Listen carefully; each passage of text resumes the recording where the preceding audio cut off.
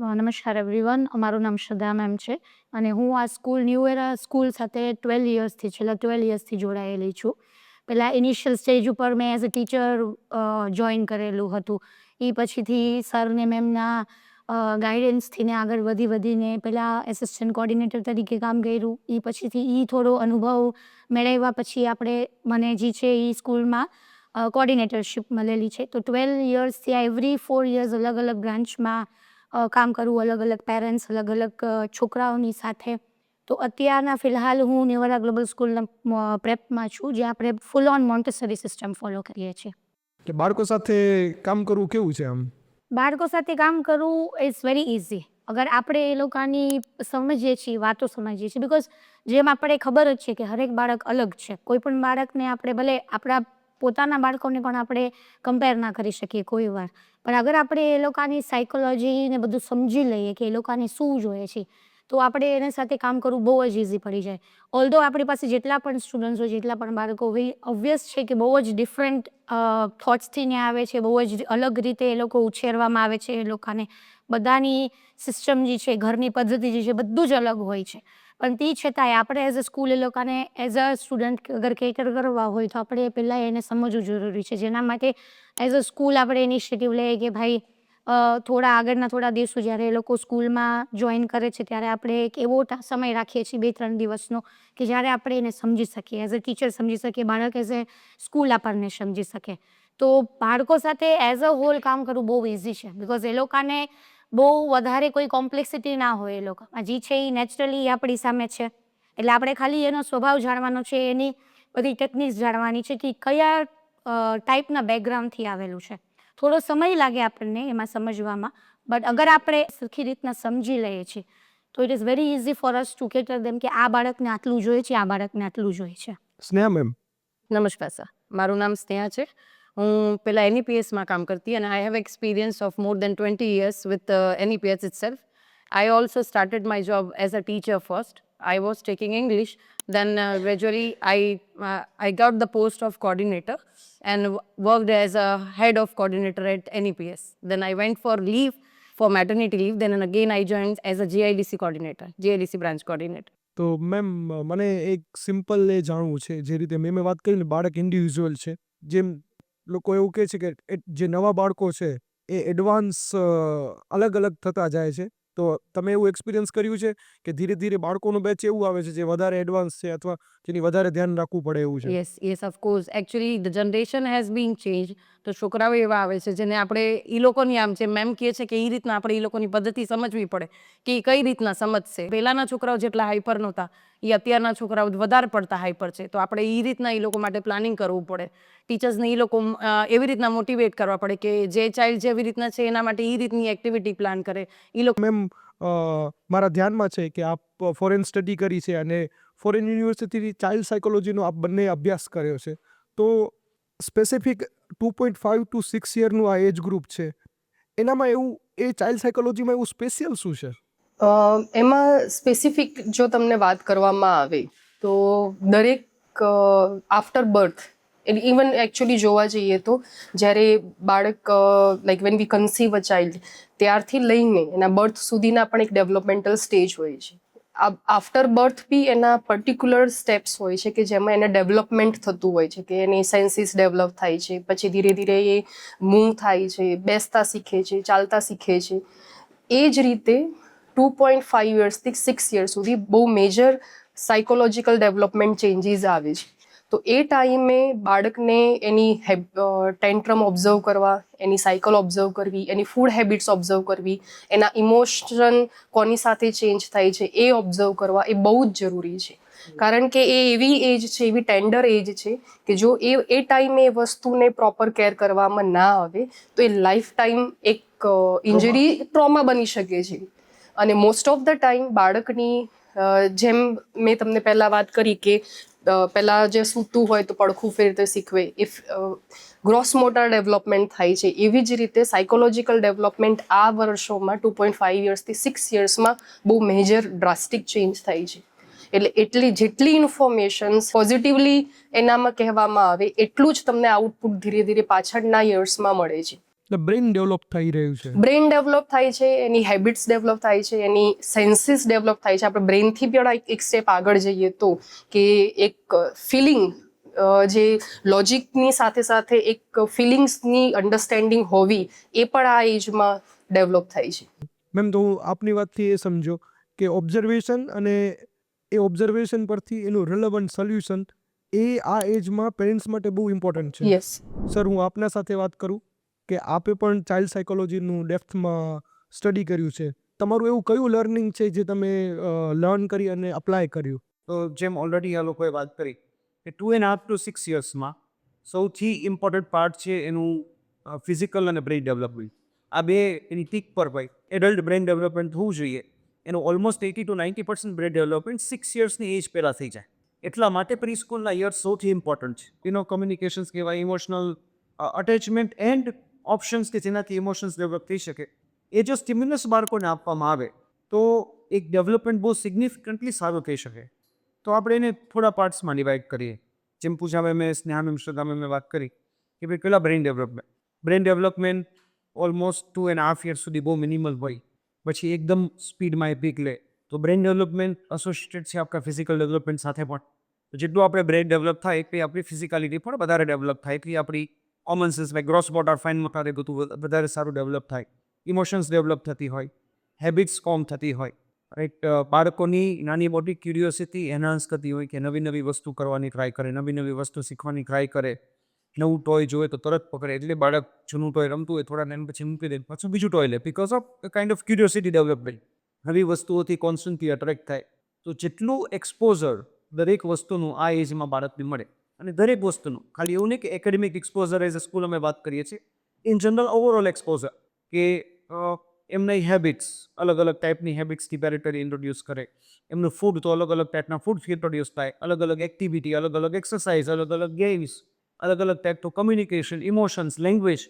જેટલી મેક્સિમમ વસ્તુઓથી બાળક આ એજ ગ્રુપમાં એક્સપોઝ થાય એટલું બ્રેઇન ડેવલપમેન્ટ એમનું વધારે સારું થાય. અમારા એક મોન્ટેસરીના ટ્રેનિંગ સેશનમાં અમે આ વસ્તુ ફિઝિકલી જોયેલી છે. અમે બેંગ્લોરમાં એક સ્કૂલની વિઝિટમાં હતા જે મોન્ટેસરી પ્રી સ્કૂલ ઘણા વર્ષોથી ચલાવે છે, અને one of the very reputed pre school. ત્યાં અમે યુકેજીના બાળકોને 3 ડિજિટના એડિશન વિથ કેરી ફોરવર્ડ તફતા છે વેરી થયા કે જે ગુણાપ્રાપ્ત બીજા ધોરણના બાળકો નોર્મલી સ્કૂલમાં કરતા. બાળકો 5 ભાષામાં જવાબ આપે અને 5 ભાષામાં લખી શકે. જે 5.5 વર્ષનું 5.5 વર્ષનું બાળક છે એની વાત કરું છું, વર્સિસ એ જ 5.5 વર્ષનું બાળક બીજી કોઈ સ્કૂલમાં હાર્ડલી 2 લેંગ્વેજ બોલે છે, એની ત્રીજી લેંગ્વેજમાં તકલીફ થાય છે. એને મેથ્સમાં જો નાના મોટા ટેબલ આવી જાય કે સરવાળા બાદબાકી આવી જાય તો એમને ત્યાં ક્વેશ્ચન છે કે આ બધું બાળક પૂરું કરી શકે, હજુ તો નાનું છે. સો ત્યાં વી અન્ડરસ્ટુડ ધીસ કન્સેપ્ટ કે બાળકના બ્રેઇન ડેવલપમેન્ટની, સાયકોલોજીકલ ડેવલપમેન્ટની લિમિટ નથી. એ લિમિટ આપણે એઝ એ પેરેન્ટ અથવા સ્કૂલ ઇમ્પોઝ કરેલી છે. તો જેટલું એક્સપોઝર બાળકોને યંગ એજમાં મળે છે એટલું ડેવલપમેન્ટ એમનું ઓર્લી વધારે શાર્પ થાય છે. તો જે પૂજા એમનો પોઈન્ટ છે, આઈ થિંક કે કલ્ચરલ કન્ટેક્સ્ટમાં, એકેડેમિક કન્ટેક્સ્ટમાં, બધા કન્ટેક્સ્ટમાં એ જ એપ્લાય થાય છે. તમે જેટલી મેક્સિમમ વસ્તુઓ એને એક્સપ્રેસ કરશો દરેક વસ્તુ માટે, એટલું તમારા બાળકનું ડેવલપમેન્ટ વધારે સારું થશે. તો આની અંદર સર એક કે ફેક્ટ કે બાળકો પર પ્રેશર વધારે ન દેવાઈ જાય કે 3 લેંગ્વેજની શું જરૂર છે, અત્યારે એને મલ્ટિપ્લિકેશન નાના બાળકને શીખવાની શું જરૂર છે, તો આવી વાતો સોસાયટીમાં અમે સાંભળેલી છે, તો એના પર આપ શું કહેશો?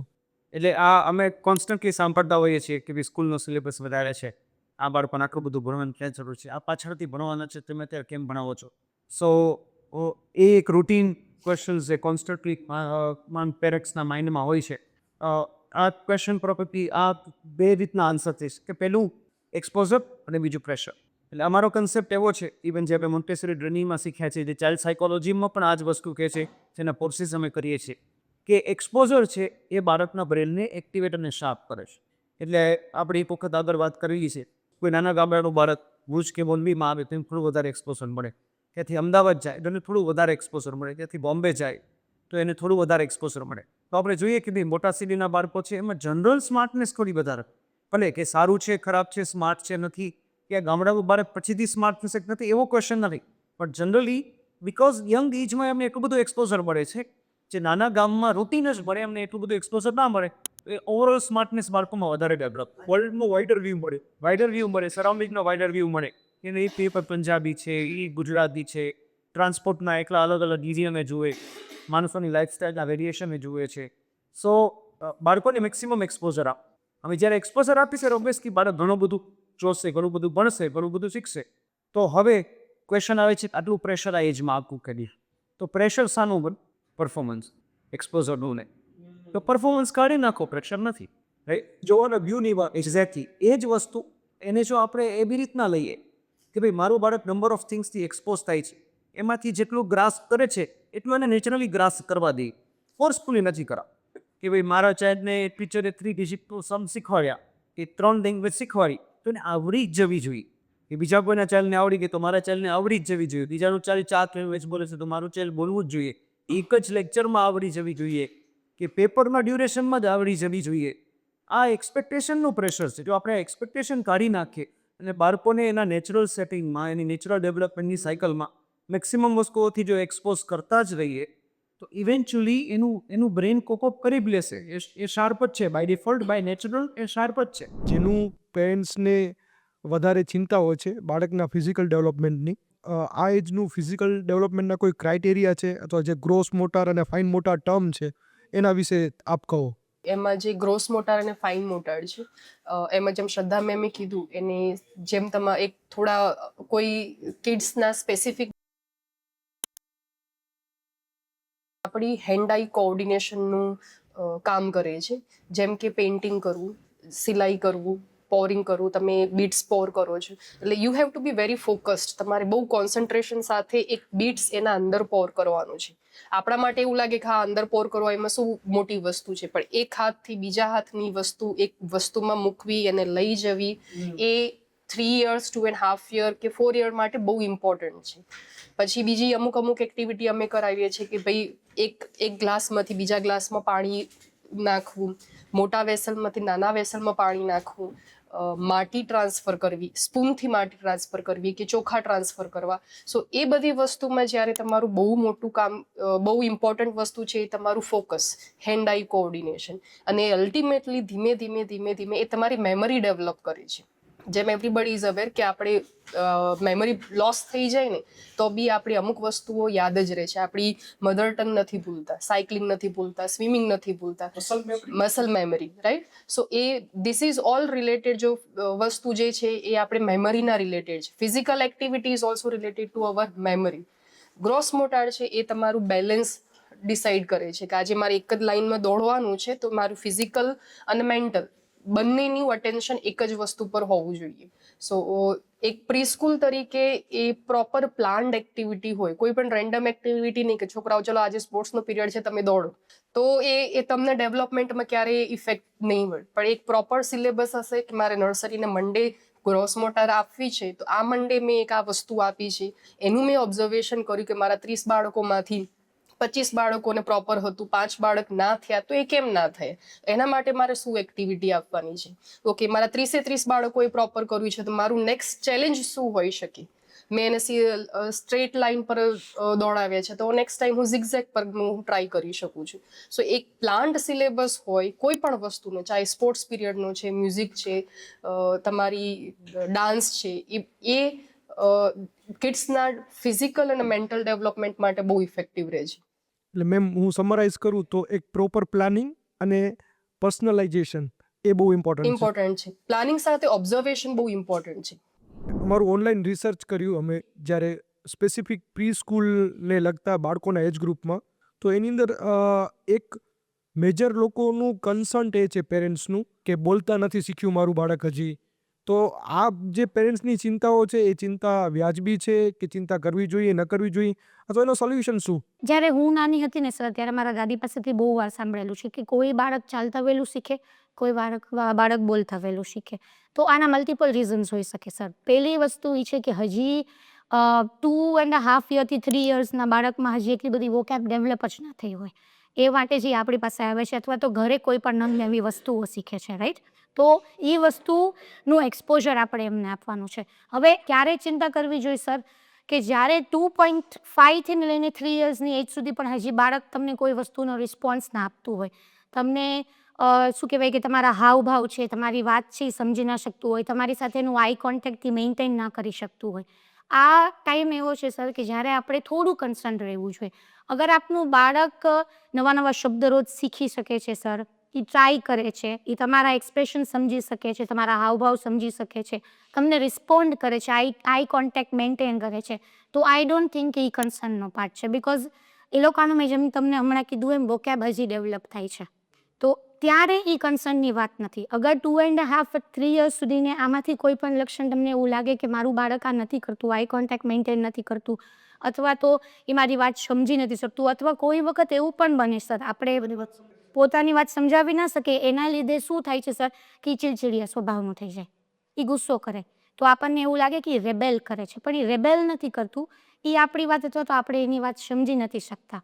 તો આ અગર આવા રીઝન્સ તમને દેખાય છે, આવા સિમ્ટમ્સ દેખાય છે, then it is a thing કે આપણે કોઈ પણ પીડિયાટ્રિશિયન છે કે સ્પીચ થેરાપિસ્ટ છે એમને આપણે કન્સર્ન કરીએ, રાઈટ. ઇટ ઇઝ નોટ કે બાળકમાં કોઈ પ્રોબ્લેમ છે, ઘણા એ વહેલા શીખે, ઘણા મોડા શીખ્યા.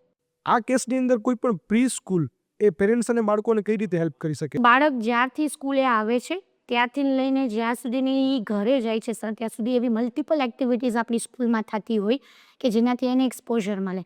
ફોર એક્ઝામ્પલ, આવતા વેત જ ટીચર એને ગ્રીટ કરે છે, એના ક્લાસમાં મલ્ટિપલ એવા સેન્ટેન્સીસ ટીચર્સ યુઝ કરે છે, મલ્ટિપલ એવા વોકેબ્સ ટીચર્સ યુઝ કરે છે જે બાળક રોજ ગ્રાસ્પ કરે છે. તો આ બધી વસ્તુ જે છે એ લોકોના વોકેબ ડેવલપમેન્ટમાં હેલ્પ કરે, રાઈટ. કેમ કે એ લોકો સેન્ટેન્સીસ છે, વોકેબ્સ છે, અલગ અલગ શબ્દો, વોકેબ્સ મતલબ અલગ અલગ શબ્દો એ લોકો શીખે છે. અગર એ સ્કૂલે આવે છે સર, તો બીજા બાળકોની સાથે એમનું ઇન્ટરેક્શન થાય છે, બીજા ટીચર્સની સાથે એમનું ઇન્ટરેક્શન થાય છે, તો એ રોજના દિવસના એવા કેટલા બધા શબ્દ સાંભળતા હશે ને સમજતા હશે કે હા, આ વસ્તુ માટે મારે આ ટર્મ યુઝ કરવું જોઈએ. તો ડેફિનેટલી પ્રી સ્કૂલ એક બહુ મોટો પાર્ટ એમાં ભજવે છે સર.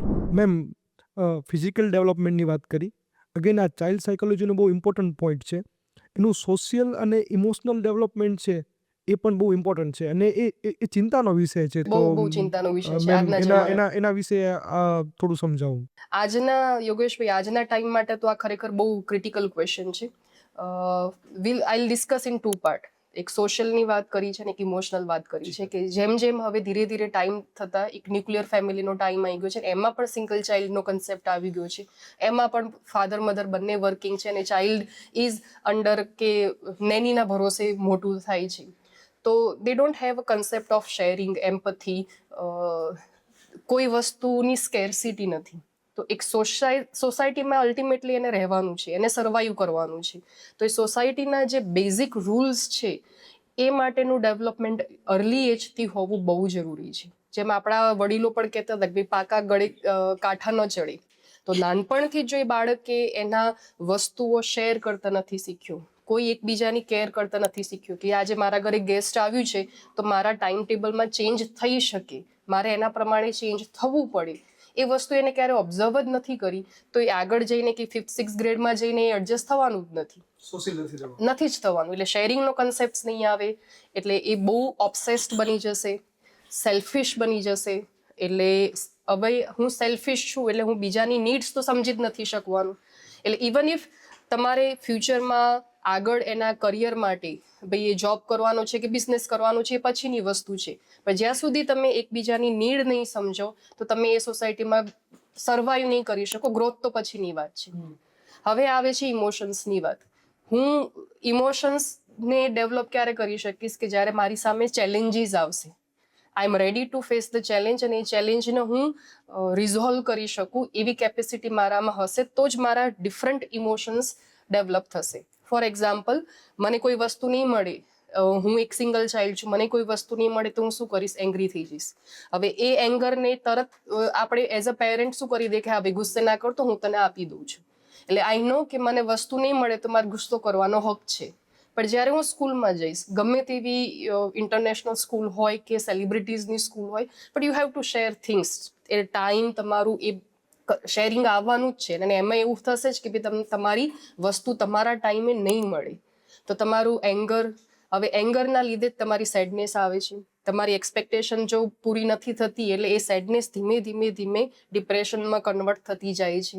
હું એવું કહી શકું કે જ્યારે સિચ્યુએશન એ તમારા ફેવરમાં નથી નથી, હોતી એવી કોઈ પણ સિચ્યુએશનમાં જે એંગર જનરેટ થાય થાય છે. છે. અને એ એંગર પછી એ બહુ લોંગર પીરિયડ ઓફ ટાઈમ જઈએ આપણે ટીનેજમાં અત્યારે જે જોવા મળે છે કે ડિપ્રેસ હોવું, કોઈની સાથે મિક્સ ના થવું, કોઈ વસ્તુમાં ઇન્ટરેસ્ટ ના હોવું. કામ કરવું તો અલગ વસ્તુ છે, કોઈ પણ વસ્તુમાં જે વસ્તુમાં એને ચેલેન્જ આવે કે ભાઈ મારે 10 મિનિટે વધારે મહેનત કરવાની છે, એ વસ્તુ મારે કરવી જ નથી. પ્રોકાસ્ટિનેશન નહીં પણ ગીવ અપ કરવાની જે એક મેન્ટાલિટી આવી ગઈ છે એ because of all this thing. So મને અર્લી એજમાં જેટલા હું ડિફરન્ટ ઇમોશન્સને હું ટેકલ કરી શકીશ એટલું જ મારું એક હ્યુમન ઓવરઓલ ડેવલપમેન્ટ પ્રોપર થશે. એટલે અર્લી એજમાં પ્લે ટાઈમ, જેમ મેં કીધું, બહાર રમતા જશે ત્યારે ખબર પડશે કે ભાઈ ઝૂલા માટે મારે વેઇટ કરવાનું છે, મારું 10 એના પછી જ મારો નંબર આવે છે. Social skill.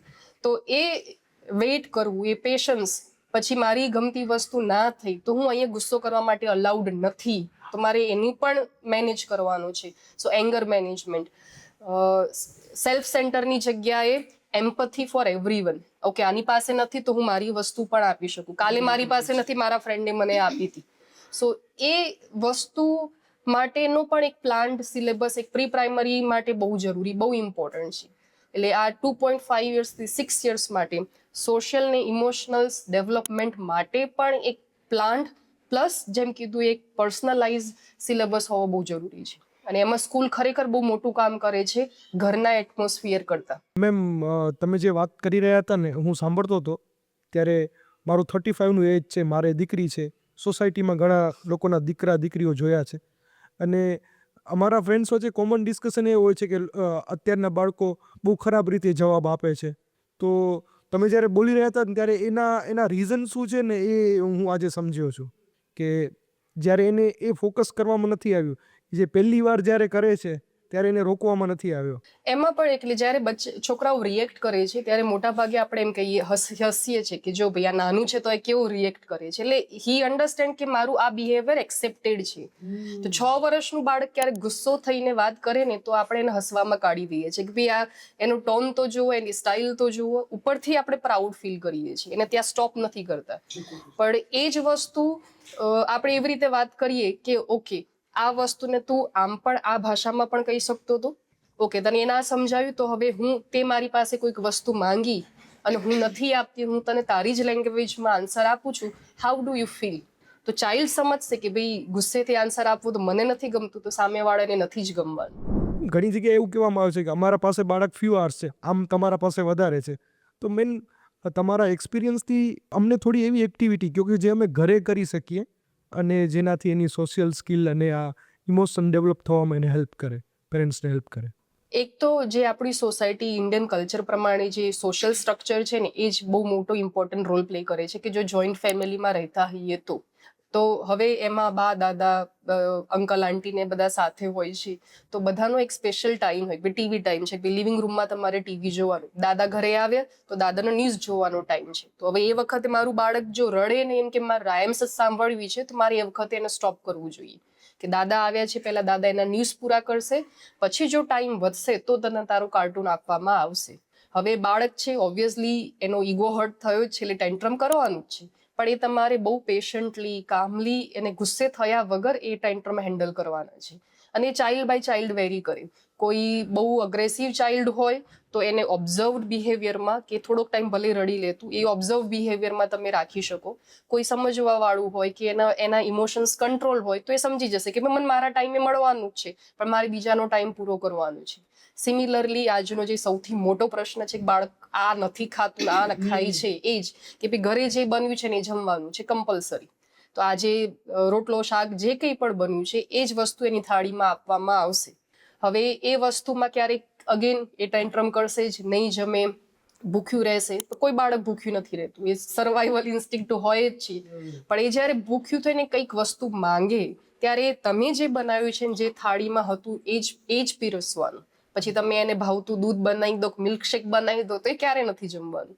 એટલે આપણી ઓલરેડી જે આપણું પેરેન્ટિંગ થયું હતું, આપણા પેરેન્ટ્સે એ સમજ્યા વગર પણ એ પ્રોપર રીતમાં જ કર્યું હતું કે ભાઈ આ જ છે ને આ જ જમવાનું છે, તાર ખાવું હોય તો ખા, ના ખાવું હોય તો કઈ. આ વાત બહુ અગેન આઈ ઓપનર છે કે કોઈ એવું કહેતું હોય કે પહેલાં કરતાં અત્યારે એડ્યુકેટેડ પેરેન્ટ છે પણ ઘણીવાર એડ્યુકેશન લીધેલા પેરેન્ટ્સ બગાડે છે વધારે પેમ્પરિંગ ના મોટા લીધે ભાગનું અમારું જેટલું ઓબ્ઝર્વેશન છે આ ફિલ્ડમાં, ઇવન સાયકોલોજી ભણતા હતા ત્યારે અને અત્યારે જે જોઈ રહ્યા છે, મોટા ભાગના ફાઇનાન્શિયલી વેલ ટુ ડુ માણસો બાળકને બગાડે છે, એના ડેવલપમેન્ટની જગ્યાએ એને વીક બનાવે છે ચાઇલ્ડને. મને સર આપના પાસેથી એવા પાવરફુલ થંબ રૂલ ને મંત્ર જોઈએ છે જે હું અપ્લાય કરી શકું. જો આપણે એવું લાગે કે ભાઈ આપણે ચાઇલ્ડના બધા જ ડેવલપમેન્ટ કરવા છે અને પ્રોપરલી કરવા છે, તો સૌથી ઇમ્પોર્ટન્ટ એના માટે રહેશે પેરેન્ટ્સની પોતાની ડિસિપ્લિન. આજનો સૌથી મોટો ઇસ્યુ, આ બધા જ ઇસ્યુ પાછળનો ઇસ્યુ એ છે કે પેરેન્ટ્સ પોતે ડિસિપ્લિન નથી, જે આપણા પેરેન્ટ્સ હતા. તમે ક્યારેય આપણા પેરેન્ટ્સને સુવાના ટાઈમ પછી ટીવી ચાલુ કરીને બેઠેલા નહીં જોયા હોય, પણ આજે બાળક સુઈ જાય પછી પેરેન્ટ્સના હાથમાં મોબાઈલ હોય છે. સર આ વાત બહુ હાર્ડ લાગે છે, યસ, પણ એ રિયાલિટી છે. એનાથી એક્સેપ્ટ કરવું મુશ્કેલ છે, પણ આ હકીકત. આપણે એક એવો મેસેજ બાળકોને પાસ કરીએ છીએ કે એઝ એ એડલ્ટ તમને ખોટું કરવાની છૂટ છે, અને બાળકોને એડલ્ટ ખાલી શિખામણ આપશે. એટલે અલ્ટિમેટલી જ્યારે બાળક થોડુંક મોટું થાય છે ત્યારે એને રિયલાઇઝ થાય છે કે હું મોટું થઈ ગયો, મારે સાંભળવાનું નથી. સો પહેલી વસ્તુ પેરેન્ટલ ડિસિપ્લિન, રાઈટ. તમે જે વસ્તુ બાળકમાં ડેવલપ કરવા માંગો છો એ એટલીસ્ટ મેક શ્યોર કે બાળકની સામે એ વસ્તુ પેરેન્ટ્સ બ્રેક ના કરે. તો જો હું એમ કહું છું કે હોમવર્ક વખતે ટીવી નહીં, દેટ ઓલ્સો મીન્સ કે રસોઈ બનાવતી વખતે ટીવી નહીં કે મોબાઈલ નહીં, રાઈટ. કે જો હું બાળકને કહું છું કે જમતી વખતે મોબાઈલ નહીં કે મોબાઈલ કે ટીવીની સામે જમવાનું નથી, તો દેટ ઓલ્સો મીન્સ કે ભાઈ જમતી વખતે ટેબલ પર કોઈનો મોબાઈલ ના હોવો જોઈએ. સર આ મારો વ્યક્તિગત એક્સપિરિયન્સ છે કે મારી દીકરી તો મને એવું પૂછે છે કે તમે મને આમ કહો છો ને તમે આ શા માટે કરો છો. Yes, right. અને જો કદાચ નાના બાળકો અત્યારે નહીં પૂછે, તે 10-12 વર્ષની એજ પર તો પૂછવાના જ છે. સો એ પહેલી વસ્તુ છે પેરેન્ટલ ડિસિપ્લિન. હવે એમાં આપણે દરેક આસ્પેક્ટની વાત કરી. પેલું ફિઝિકલ ડેવલપમેન્ટ. તો ફિઝિકલ ડેવલપમેન્ટ માટે પેરેન્ટ્સ એટલું કરી શકે, તમે શેડ્યુલ એનું સેટ કરો કે સ્કૂલે ગયા પહેલાં આપણે થોડી એક્સરસાઇઝ કરીએ, આપણો બ્રેકફાસ્ટ કરીએ, પ્રોપરલી રેડી થઈએ અને પછી સ્કૂલે જઈએ. તો એ રૂટીન સેટ કરવા માટેની વાત છે, તો એટલું પહેલાં કરી શકાય. અને નાની મોટી એક્સરસાઇઝથી બાળકોની એજ પ્રમાણે, આ પ્રી સ્કૂલની એજ પ્રમાણે એક સારું ફિઝિકલ ડેવલપમેન્ટ યંગ એજથી જ આપી શકાય. એના પછી બપોરે ઘરે આવે તો મીલ કોઈ પણ એવું ના હોવું જોઈએ કે જે બાળકના ડેવલપમેન્ટની ફેવરમાં નથી. ટેસ્ટ માટે વીકમાં 1 વખત 2 વખત તમે એને કંઈ જંક ફૂડ આપો કે એનું ગમતું આપો, એની ના નથી, પણ બાકીના મીલ્સ પ્લાન્ડ હોવા જોઈએ. કે ફ્રૂટ્સ બાળક દરરોજ કન્ઝ્યુમ કરે, વેજીટેબલ્સ દરરોજ કન્ઝ્યુમ કરે, તો મીલનું એક પ્લાનિંગ પેરેન્ટ્સ કરી શકે. તો બપોર પછીનું રૂટીન, પ્રોબેબલી સ્કૂલેથી આવ્યા પછીનું રૂટીન પેરેન્ટ્સ એવું બનાવી શકે કે જેમાં ફિઝિકલ એક્ટિવિટી ઇન્વોલ્વ છે, મધરને કિચનમાં કે ફાધરને એના વર્કમાં, ગ્રાન્ડ પેરેન્ટ્સને એના કામમાં હેલ્પ કરે છે, બહાર સ્પોર્ટ્સ કે એવું કંઈ કરવા જાય છે તો સોશિયલ સ્કિલ શીખે છે, નાની મોટી જીદ આવવી કે પોતાની જ વસ્તુ માનવી એની જગ્યાએ બધા સાથે કોઓપરેટ કરીને ટીમ બિલ્ડિંગથી રહેવું એ શીખી શકે છે. સ્ટોરી ટાઈમ, એક કોઈ પણ રેન્ડમ મીડિયા કન્ઝ્યુમ કરવા કરતાં એ સારી સ્ટોરીને કન્ઝ્યુમ કરી શકે છે. જો વધારે પેરેન્ટ્સને બ્રેઇન ડેવલપમેન્ટ કે સાયકોલોજીકલ ડેવલપમેન્ટ કે વધારે એક્સપોઝર આપવું હોય તો એવા ટોયઝ બધે અવેલેબલ છે કે જે બાળકને વધારે શાર્પ કરે. એની એક્ટિવિટીઝ એ ટાઈપની હોય છે, એના કલર કોમ્બિનેશન, એનું ટેક્સચર, તો એ બધી વસ્તુઓમાં પેરેન્ટ્સ એને ઇન્વોલ્વ કરી શકે છે. એનાથી કમ્પ્લીટ ડેવલપમેન્ટ પોસિબલ છે. કે ઘણા મધર્સને એવું લાગે છે કે એનું બાળક કોન્ફિડન્ટ નથી, અથવા ઘણાને એવું પણ લાગે છે કે એ વધારે ઓવર કોન્ફિડન્સ છે. તો આ જે કન્ફ્યુઝન છે લેસ કોન્ફિડન્સ હોવાની, ઓવર કોન્ફિડન્સ હોવાની, કેમ કે એ બહુ ઇમ્પોર્ટન્ટ આસ્પેક્ટ છે ચાઇલ્ડ ડેવલપમેન્ટમાં. અહીં જોવા જઈએ ને તો કોન્ફિડન્સ કે ઓવર કોન્ફિડન્ટમાં વોટ વી ફીલ ઇઝ કે પ્રોબ્લેમ છે ADHDનો. મોસ્ટ ઓફ ધ કિડ્સ અત્યારે આજના જમાનામાં, જેમ સ્નેહા મેમે વાત કરી કે હાઇપર એક્ટિવ છે, સો ADHD કિડ્સના નંબર ઓફ કિડ્સ ક્લાસરૂમમાં વધતા જવાનો રેશિયો ધીમે ધીમે વધતો જાય છે. બહુ સિરિયસ છે. એનું રીઝન છે અટેન્શન સિકિંગ. કે ઘરમાં જેમ મેં તમને કીધું કે ન્યુક્લિયર ફેમિલી કે સિંગલ ચાઇલ્ડ છે, એટલે એવરીવન ઇઝ અરાઉન્ડ હિમ, એ બધાને કોન્સ્ટન્ટ અટેન્શન મળે છે. હવે સ્કૂલે આવીને અટેન્શન નથી મળતું, એટલે એ કિડ્સ કોઈ ના કોઈ વસ્તુ કરવા માટે એવું કંઈક કામ કરે છે કે જેથી ટીચરનું અટેન્શન આવે. હવે એમાં 2-3 કેટેગરીના કિડ્સ હોય છે કે જે ઇન્ટ્રોવર્ટ કિડ્સ હોય છે, કે જે શાય કિડ હોય છે, એ એક કેટેગરી. બીજા એને જે બહુ અટેન્શનની બહુ ફરક નથી પડતો. બીજા ટાઈપના કિડ્સ છે કે જેને કોન્સ્ટન્ટ અટેન્શન જોઈએ છે, એટલે કોઈ પણ રીતે એને વસ્તુ આવડે છે, મને આ નથી આવડતું પણ પેલું આવડે છે, એટલે એ એનો confidence in a negative way represent કરે છે. તો હવે આવા જ્યારે કિડ્સ હોય, કોન્ફિડન્ટ કિડ્સ હોય, એમાં અમારે બહુ કંઈ કરવાનું નથી આવતું. આજે 2 કેટેગરી છે, એક શાય છે ને એક ઓવર કોન્ફિડન્ટ કિડ્સ છે. તો એમાં અમે શું કરી શકીએ?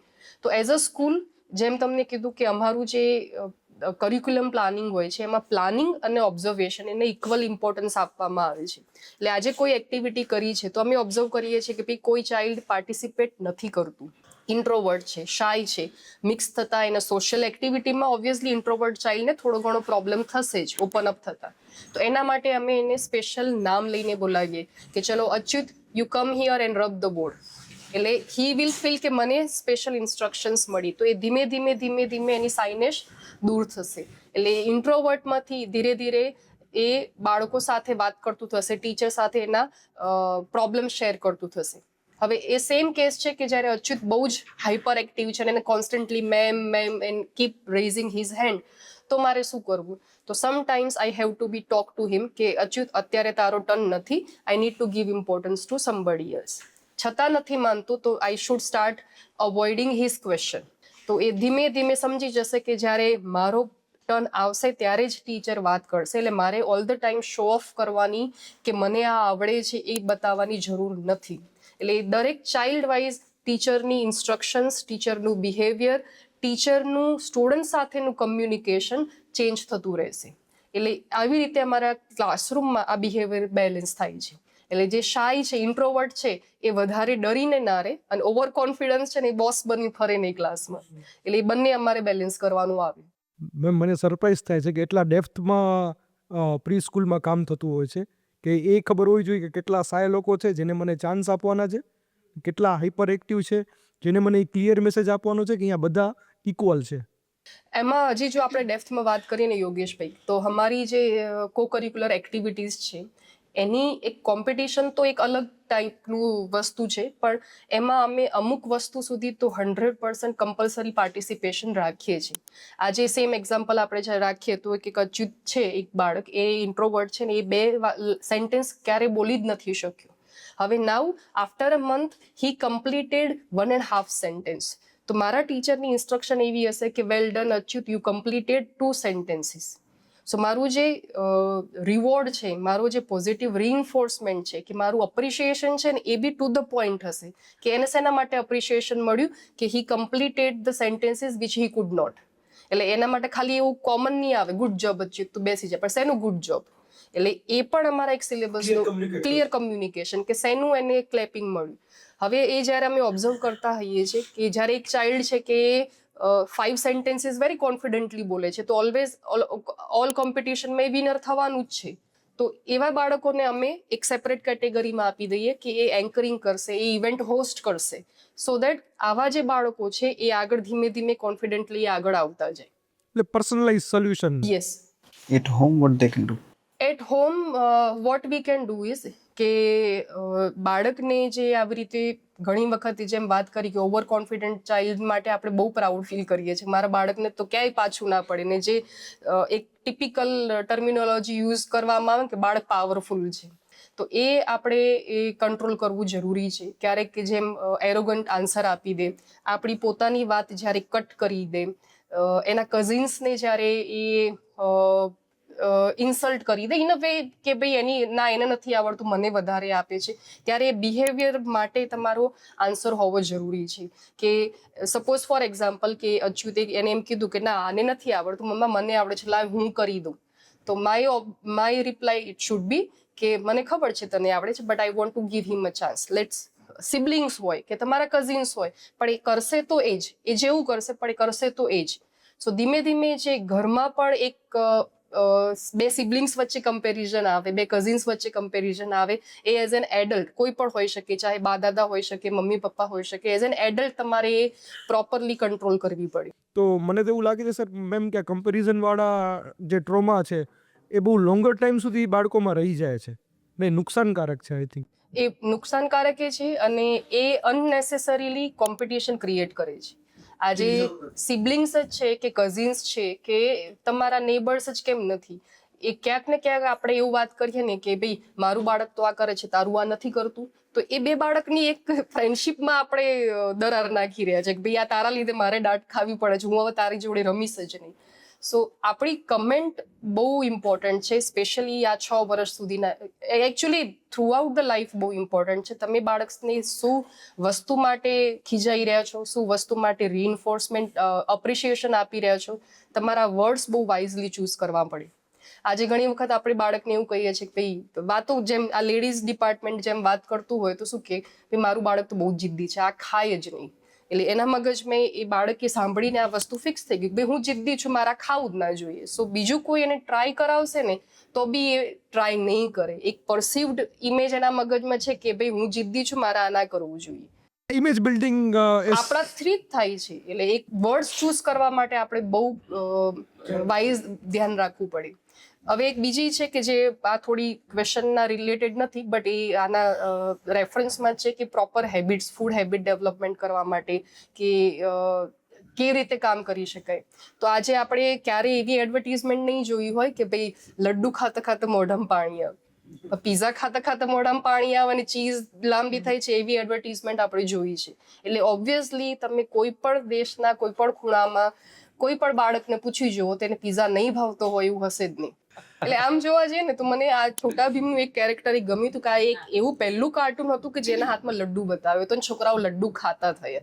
સો અમે માર્કેટિંગ એ ભણેલું છે, પહેલા અમે MBA જ કરેલું હતું, તો એમાં એક કન્સેપ્ટ આપતો હતો 1-on-1 માર્કેટિંગમાં કે ભાઈ તમારે એક ઇમેજ બેસાડવાની છે કે ભાઈ પીઝા એટલે એક યમ્મી વસ્તુ. તો એ જ વસ્તુ એઝ અ પેરેન્ટ આપણે સમજાવવાની છે કે ભાઈ કારેલા એટલે યમ્મી વસ્તુ, પણ જ્યારે હું બાળકની સામે કારેલા ખાતે ખાતે હું મોઢું બગાડતી હઈશ તો એ તો બગાડવાનું જ છે. સો મને ભાવતા ના હોય છતાં પણ હું કહી રહી છું એ પણ કમ્યુનિકેટ કરવું બાળકને જરૂરી છે કે ભાઈ મને નથી ભાવતું પણ ખાવું જરૂરી છે. સર આ ક્વેશ્ચન છે એ હું એટલા કોન્ફિડન્સથી હું કહી શકું છું કે આ કોઈ એવું ઘર નહીં હોય, કોઈ એવું ડિસ્કશન નહીં હોય કે જ્યાં એકેડેમિક નાના બાળકોના એકેડેમિકની કમ્પેરિઝન ન થઈ હોય કે આને ABCD નથી આવડ્યા, હજી કઈ પ્રી સ્કૂલમાં છે, આને આ હજી નથી આવડ્યું, અચ્છા તમારા બાળકને એ એડ્યુકેટ પેરેન્ટ હોય તોય ભલે, કોઈ પણ સિટીનું પેરેન્ટ હોય કે નાના ગામડાનું પેરેન્ટ હોય, આ થયું જ છે. અને મને ખબર નથી આ કેટલું ગંભીર છે, પણ સર આનામાં અમને છે ને એક ડિટેલમાં એક ગાઈડલાઈન જોઈએ છે કે આ વસ્તુની ઇમ્પેક્ટ શું છે અને શું હોવું જોઈએ. પેલું એકેડમિક ડેવલપમેન્ટની જે ડેફિનેશન છે ને એ મોટા ભાગે મિસઅન્ડરસ્ટુડ છે. એટલે ફંડામેન્ટલ જ ખોટું ચાલુ થાય છે. એકેડમિક્સ અથવા ભણવાનું શાના માટે? સારી લાઈફ માટે, નોલેજ માટે, બરાબર. જો સારી લાઈફ માટે ભણવાનું હોય તો અભણ માણસોની લાઈફ સારી ના હોવી જોઈએ, પણ એવું નથી. ભણેલા માણસોની લાઈફ સારી જ હોવી જોઈએ, મતલબ જેટલું વધારે ભણેલો એટલી લાઈફ સારી, એવું બી નથી. સો દેટ મીન્સ જે ફંડામેન્ટલ રીઝન છે સ્કૂલિંગનું, ફંડામેન્ટલ રીઝન છે એકેડમિક લાઈફનું, પહેલાં એને જ ખોટું સમજવામાં આવે છે. સો પહેલાં આપણે એ વસ્તુ ક્લિયર કરીએ કે એજ્યુકેશન કે એકેડમિક્સ એ ખાલી એટલા માટે છે કે તમે જે તે સબ્જેક્ટનું અને પોતાના સરાઉન્ડિંગનું નોલેજ ગેઇન કરી શકો. અને ભણાવવામાં એટલા માટે આવે છે કે જે સોસાયટીને એક મિનિમમ સ્કિલની એક્સપેક્ટેશન છે એ દરેક માણસ પાસે હોય. આ બે જ રીઝન છે ભણતરના, કે ભાઈ આજે આપણી સોસાયટી છે તો આપણા સિટીઝનને, આપણી સોસાયટીના મેમ્બર્સને એ ખબર હોય કે ભાઈ આપણું કલ્ચર શું છે, આપણી વેલ્યુઝ શું છે, આપણી સિસ્ટમ શું છે, આપણે કેવી રીતના બોલાય, કેવી રીતના ના બોલાય, અને આપણે આ સોસાયટીમાં આગળ કન્ટ્રીબ્યુટ કેવી રીતના કરી શકીએ. ઓલરેડી આપણે શું ખોટું કરી ચૂક્યા છીએ જે હિસ્ટ્રી કે એના પર ભણતા હોય, અને કેવી રીતના ના કરીએ આ ભવિષ્યમાં. આપણે શું સારું કર્યું છે તો એને ભવિષ્યમાં આગળ કેવી રીતના કેરી ફોરવર્ડ કરીએ. સો એ તમને સોસાયટીમાં બિલોંગ કરાવે છે, એક એ રીઝન છે. બીજું, તમે નોલેજ ગેઇન કરો, જે નોલેજને તમારી લાઈફમાં અપ્લાય કરીને તમે તમારી લાઈફમાં કંઈક કરી શકો. તો આ બે જ કારણ છે ભણતરના. હવે જેમ આગળ ઓલરેડી વાત થઈ, દરેક ચાઇલ્ડના ડેવલપમેન્ટના સ્ટેજ અલગ અલગ હોય. કોઈ ચાઇલ્ડ 9 મહિને બોલતા શીખી લે છે તો કોઈ ચાઇલ્ડ 9 મહિને ચાલતા શીખે છે. કોઈ ચાઇલ્ડ 1.5 વર્ષે ચાલે છે તો કોઈ ચાઇલ્ડ 2.5 વર્ષે બોલે છે. તો મોટાભાગે પેરેન્ટ્સ માટે આ વસ્તુ એક વખત એક્સેપ્ટેડ થઈ જાય છે. તો એવી જ રીતે કોઈ ચાઇલ્ડ પહેલાં શીખે છે કે પછી શીખે છે, કોઈ ચાઇલ્ડ 1 વર્ષ આગળ છે કે પાછળ છે, એ એટલું જ નેચરલી એક્સેપ્ટેડ હોવું જરૂરી છે. ABCD કોઈ પણ વસ્તુ, ABCD, આલ્ફાબેટ્સ, નંબર્સ બોલવું, આખા સેન્ટેન્સ બોલવા, અડધું સેન્ટેન્સ બોલવું, 2 લેંગ્વેજ બોલવી, 1 લેંગ્વેજ બોલવી, પણ એ એટલું જ નેચરલી એક્સેપ્ટેડ હોવું જોઈએ વિથ એન આઈડિયા કે દરેક બાળકના ડેવલપમેન્ટના સ્ટેજ અલગ અલગ હોય છે. રાઈટ. સો પેલું ભણતરનો કન્સેપ્ટ આપણે ક્લિયર કર્યો કે ભાઈ ભણવું શાના માટે. બીજી વસ્તુ, ચલો એક વખત આ વસ્તુ ક્લિયર થઈ ભણવું શાના માટે. હવે સપોઝ તમે એકેડમિક ડેવલપમેન્ટની વાત કરો છો તો એ ડેવલપમેન્ટ કેવી રીતના થાય છે એ તમે સમજી લો તો બી પ્રોબેબલી આ ક્વેશ્ચન નીકળી જશે. એકેડમિક ડેવલપમેન્ટ થાય છે પેલું એક્સપિરિયન્સ અને એક્સપોઝરથી. નાના બાળકોની પ્રી સ્કૂલની આપણે વાત કરીએ તો સો જેટલી જે વસ્તુથી બાળક એક્સપોઝ છે એટલું એ રીપ્રોડ્યુસ કરે છે. રાઈટ. અને એ પ્રી સ્કૂલ યર્સમાં એકેડમિક મોસ્ટલી એવી રીતના ચાલતું હોય છે કે ભાઈ અમે આલ્ફાબેટ્સ બાળકને શીખવાડવાનું શરૂ કરીએ તો પહેલાં ટ્રેસિંગ શીખવાડીએ, સેન્ડ ટ્રેસિંગ કરાવીએ, હેન્ડ ટ્રેસિંગ કરાવીએ, પેન્સિલ ક્રેયોન ટ્રેસિંગ કરાવીએ, તો એ બાળકને નંબર ઓફ ટાઈમ પ્રેક્ટિસ કર્યા પછી આલ્ફાબેટ લખતા આવડી ગયો. તો કોઈ બાળકે જલ્દી પ્રેક્ટિસ શરૂ કરી તેને જલ્દી આવડ્યો, મોડી શરૂ કરી તેને મોડો આવડ્યો. ચિંતા કે કમ્પેરિઝનનો વિષય જ નથી. જો તમને એવું લાગે છે તો તમે એની નંબર ઓફ ટાઈમ પ્રેક્ટિસ આપી શકો, તો એનાથી એ બાળક કવર કરી લે છે. બીજી વસ્તુ છે એક્સપિરિયન્સની. મોટાભાગનું જે એકેડેમિક પાર્ટ કે લર્નિંગ છે, રિયલ લર્નિંગ છે, જે ગોખેલું ABCDનો વિડીયો જોઈને બોલેલી ABCDની વાત નથી, પણ જે એકચ્યુઅલી એવું લર્નિંગ છે જે બાળક એની લાઈફ ટાઈમ કેરી કરશે, એ મોટાભાગે એક્સપિરિયન્શિયલ લર્નિંગ હોય છે, રાઈટ. અને એઝ એ પેરેન્ટ જો એના પર ફોકસ કરવામાં આવે તો એ લર્નિંગ કમ્પેરિઝન કરતાં બી પરમેનન્ટ અને લાઈફ ટાઈમ થઈ જશે. સો એક્સપિરિયન્શિયલ લર્નિંગ એટલે હું એને નંબર યાદ કરાવું એના કરતાં એને એક વસ્તુ સામે આપું, આને 1 કહેવાય. તો એ એક્સપિરિયન્શિયલ લર્નિંગ છે, અને 1 ઘૂંટીને 1 નંબર યાદ રાખવો એ એક્સપોઝરવાળું લર્નિંગ છે. પણ જો એક્સપિરિયન્શિયલ લર્નિંગ દરેક વસ્તુમાં કરાવવામાં આવે તો અલ્ટિમેટલી લર્નિંગ પરમેનન્ટ છે. અને એ કમ્પેરિઝનનો સબ્જેક્ટ ક્યારેય નહીં થાય પેરેન્ટ્સ માટે, કારણ કે સમજી જશે કે મેં મારા બાળકને આટલો એક્સપિરિયન્સ આપ્યો છે, કે મારા ચાઇલ્ડની સ્કૂલે એને આટલો એક્સપિરિયન્સ આપ્યો છે, તો અત્યારે એને આટલું જ આવડશે. તો બાય ડિફોલ્ટ આ કમ્પેરિઝન નીકળી જશે. એને સ્કૂલ યર્સમાં કદાચ મહિનો 2 મહિના વહેલું મોડું થશે, પણ એ બાળક અલ્ટિમેટલી શીખી જ જશે. આજે કોઈ 5મા ધોરણનું બાળક તમને મળે જેને ABCD ના આવડતી હોય? ના જ મળે. હા, નર્સરીમાં કોઈ 1st મંથમાં શીખ્યું, કોઈ 4th મંથમાં શીખ્યું, તો એ કમ્પેરિઝનનો ક્વેશ્ચન નથી. મેમ આ જ ક્વેશ્ચન હું તમને અલગ રીતે પૂછવા માંગુ છું કે ઇનફોર્મલ જ્યારે તમને કોઈ તમારો રિલેટિવ, ફ્રેન્ડ્સ એ કોઈ આવી મિસ્ટેક કરતું હોય કે આ ખોટું છે અને આ શા માટે ખોટું છે અને શું બરાબર છે, તો તમે કઈ રીતે કહેશો? આ વસ્તુ છે ને એક પ્રોફેશનલ હેઝાર્ડ્સ જે કહીએ ને એ વસ્તુ હું બહુ ફેસ કરી રહી છું. સમટાઈમ્સ હવે તો મારો સન મોટો થઈ ગયો એટલે ક્યારેક હસતા હસતા મને એમ કહી દે કે ટીચર્સના કિડ્સ બનવું બહુ અઘરું છે. અને સિમિલરલી મારા સિબલિંગ્સ છે, દે લીવ ઇન US, કેનેડા. તો એ જ્યારે અહીંયા આવે ને તો દે ફાઇન્ડ મી વેરી ડિસિપ્લિન્ડ. તો એ પણ મને ક્યારેક ટોન્ટ મારે કે તું હવે પ્રોપર મેથી બની ગઈ છે, કે જે માસ્તર કહેતા ને એવી રીતે. તો જ્યારે કિડ્સ આવું ઇનડિસિપ્લિન બિહેવિયર કરે, કે જ્યારે પેરેન્ટ્સ એવા ઇનડિસિપ્લિન કમેન્ટ્સ આપે કે એવું જજ કરે કિડ્સને, ત્યારે સમહાઉ એક જે ટીચર અંદર આપણી છુપાયેલો છે ને બહાર આવી જ જાય. કે જ્યારે કમેન્ટ કરે કે ભાઈ મારી છોકરીના, જેમ તમે કીધું કે કમ્પેરિઝન અને આ એકેડેમિક ડેવલપમેન્ટ માટે જે કહી રહ્યા છે કે ભાઈ આને તો એને આ આવડે છે, ABCD આવડે છે, પેલું આવડે છે, ત્યારે અગેન એ સ્ટ્રોંગ ઓપિનિયન એ જ આવે કે એવરીબડી નીડ્સ ટાઈમ. અને દરેકની શીખવાનો ટાઈમ, શીખવાની એજ અલગ અલગ હોય છે અને શીખવાની મેથડ અલગ અલગ હોય છે. જો આ વસ્તુમાં હું સ્પેસિફિકલી અગેન હું અલગ અલગ પોઈન્ટ પર જઉં તો ફૂડ હેબિટ્સ છે, તો મારું છોકરું આ નથી જ ખાતું, આ નહીં ભાવે, ઓકે, પાછા ફરીથી પ્લેટમાં જોશે કે આ ખાય છે કે નથી ખાતું, તને બીજું બનાવી દો, ત્રીજું બનાવી દો. તો તરત એક કમેન્ટ મારી તરફથી જાય કે ભાઈ એને ટ્રાય તો કરવા દે, ફિનિશ કરવા દે. ના ઊભું થાય તો 2-3 વખત તમે એને કહો કે ભાઈ આ છે ને આ જ ખાવાનું છે. તમે એને ઓબ્ઝર્વ કરો કે એ કેટલો ટાઈમ ભૂખ્યું રહી શકે છે, બીજું નહીં આપો તો શું થઈ શકે છે. તમે એને થોડોક ટાઈમ તો આપો એડજસ્ટ થવાનો. પણ તમને એક બેક ઓફ ધ માઇન્ડ પેલી ઇનસિક્યોરિટી છે કે ભાઈ મને ખરાબ પેરેન્ટ કહેશે તો, મને સ્ટ્રિક્ટ પેરેન્ટ કહેશે તો એ લેબલ ના લાગવાના કારણે તમે કોન્સ્ટન્ટ એક હેલિકોપ્ટર પેરેન્ટની જેમ ઘૂમ્યા કરો છો. બીજું છે કે જ્યારે કોઈ સેલ્ફ ડાઉટમાં છે ને એને એક પેલી રેસ છે કે મને મારા છોકરાઓ, આપણે એક કેવું કહેવાય પરસીવ્ડ પેરેન્ટિંગ છે કે ભાઈ અમારા પેરેન્ટ સ્ટ્રિક્ટ હતા ને, અમારે એવા પેરેન્ટ નથી બનવું. એટલે જે આપણને ફ્રીડમ નથી મળી, જે છોકરાઓને જરૂર નથી છતાં આપણે આપી રહ્યા છીએ. સો એ કંઈ ના કોઈ રીતે જ્યારે હું જોઉં છું મારા સરાઉન્ડિંગમાં, મારા રિલેટિવ્સમાં, તો મને અનઅપ્રોપ્રિએટ લાગે એટલે એ કહેવાયતું જાય છે કે ભાઈ આ એનો રાઇટ મેથડ નથી, you should use this technique. એને પેશન્સથી કામ કરવું જોઈએ. તમે આ લેંગ્વેજમાં વાત કરો, તમે એને થોડોક ટાઈમ આપો એ વસ્તુ સમજવાનો. એક વખત નથી સમજતું, બીજી વખત નથી સમજતું, તમારે પેશન્ટલી કામ કરવું જોઈએ. આજે સિમ્પલ એ તમને પ્રેક્ટિકલ એક્ઝામ્પલ સાથે જ આવું તો અત્યારે મારા ફેમિલી મેમ્બર્સ આવ્યા છે આઉટ ઓફ ઇન્ડિયાથી. We are sitting together and we were talking. તો જ્યારે એ લોકો જ વાત કરે કે ભાઈ અમને આ નથી ફાવતું, મને આ નથી ભાવતું, આવો ટેસ્ટ તો નહીં જ ભાવે કિડ્સની સામે, તો ઓબ્વિયસલી કિડ્સ એ કહેશે જ કે ભાઈ આ ના ખાવું એ વેરી કોમન છે. સો જેમ તમને પહેલા કીધી કે એઝ અ પેરેન્ટ ઓલ્સો તમારે બિહેવિયરમાં, બોલવામાં ખાસ ધ્યાન રાખવું પડશે. બેડરૂમમાં આપણે જ ટીવી જોતા હોઈએ છીએ તો પહેલાં તો બેડરૂમમાં ટીવી જ ના હોવું જોઈએ. અમારા બેડરૂમમાં પણ અમે સ્પેસિફિકલી ઇન્ટેન્શનલી એ ટીવી મુકાયું જ નથી કે ભાઈ ત્યારે એક ફેમિલી ટાઈમ છે તો સ્ક્રીન 0, તો તમે એની સાથે રીડિંગ કરી શકો, આપણી જૂની બોર્ડ ગેમ્સ રમી શકો. કાર્ડ ગેમ્સ જે આપણે એક ફેમિલીમાં રમતા હતા એ રમી શકો. એટલે એ દરેક emotional development, physical development, means gross motor, fine motor, બધા ટાઈપના ડેવલપમેન્ટ એ ઘરના સર્કલ ટાઈમમાં આવી જશે. એટલે એઝ અ પેરેન્ટ મને જ્યારે આ વસ્તુઓ કે એઝ અ ટીચર ઓલ્સો મારા જે સરાઉન્ડિંગમાં મને ક્યારેક મિસિંગ લાગે ને તો ક્યારે હર્ટ બી બહુ થાય ને, પણ પછી બોલ્યા વગર મારાથી તો રહેવાતું નથી. એટલે હું થોડું તો મારા તરફથી એમને સ્ટ્રિક્ટ વોર્નિંગ બી કહી શકો, સ્ટ્રિક્ટ વર્ડ્સમાં આઈ ડિસ્કસ વિથ ધેમ.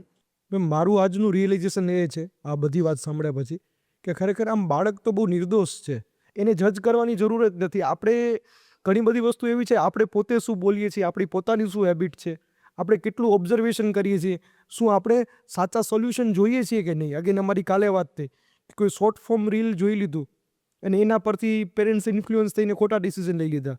ને કીધું પ્રોપર રિસોર્સથી આપણે ઇન્ફોર્મેશન લઈએ જેનાથી આપણે પેરેન્ટિંગ સારું કરી શકીએ. તો આ 2 દિવસના વન ઓફ ધ આઈ ઓપનરમાં એક આ આઈ ઓપનર છે. બાળકને ઘરે ભણાવવાની વાત થાય છે તો આજે મોબાઈલમાં કે ટીવીમાં વિડીયો પર ABCD શીખવાડવું અથવા બીજા કોઈ લર્નિંગ શીખવાડવા એ કેટલા યોગ્ય છે? જરાય યોગ્ય નથી મારા પ્રમાણે તો, કેમ કે that is one way learning, જ્યાં કિડનું ઇન્વોલ્વમેન્ટ ઝીરો છે. અને મારું કહેવું એમ છે કે ભાઈ જ્યાં કિડ્સનું ઇન્વોલ્વમેન્ટ ના હોય, યુટ્યુબમાંથી તો ખાલી જોવે છે, પોતે કાંઈ નથી કરતું. બરાબર, ધ પ્રેશર ક્યુરિયોસિટી જે હોય છોકરાને લર્ન કરવાની એ ત્યારે મરી જાય છે. તમે નવી કંઈ વસ્તુ એને શીખડાવી જ ના શકો. For example, if is saying કે ભાઈ A ફોર એપલ, અને એ જ ક્લાસરૂમમાં જ્યારે બાળક શીખે છે ત્યારે ટીચર એને ક્વેશ્ચન કરે છે કે ભાઈ તું જા એ વસ્તુ શોધી આવ કે A ફોર એપલ છે તો બીજી કઈ વસ્તુ A ફોર એથી થાય છે અલ્ફાબેટથી. એ વસ્તુ તમે યુટ્યુબમાંથી જોઈને ના શીખી શકો. અને જ્યારે છોકરાઓ એકબીજાની સાથે હોય છે તો ઘણી વખત એવું હોય છે કે એ એકબીજામાંથી શીખતા હોય.